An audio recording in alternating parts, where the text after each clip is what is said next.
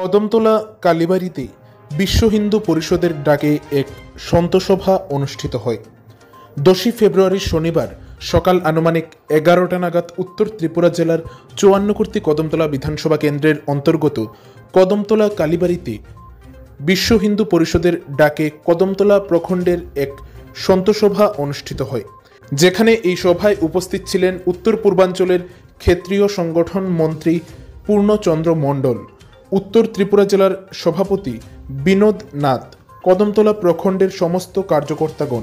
এছাড়াও উপস্থিত ছিলেন অখণ্ড রাষ্ট্রীয় হিন্দু সেনার ত্রিপুরা প্রদেশ সভাপতি তথা উত্তর পূর্বাঞ্চলের প্রভারী অবিনাশ কৃষ্ণ দাস।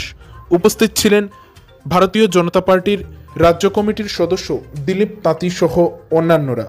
এই সভায় মূলত আগামী দিনের বিভিন্ন কর্মসূচি সম্পর্কে আলোচনা করা হয়, যেখানে বিশ্ব হিন্দু পরিষদের আগামী দিনের বিভিন্ন কর্মসূচি সম্পর্কে বিস্তারিতভাবে আলোচনা করেন উত্তর পূর্বাঞ্চলের ক্ষেত্রীয় সংগঠন মন্ত্রী পূর্ণচন্দ্র মণ্ডল।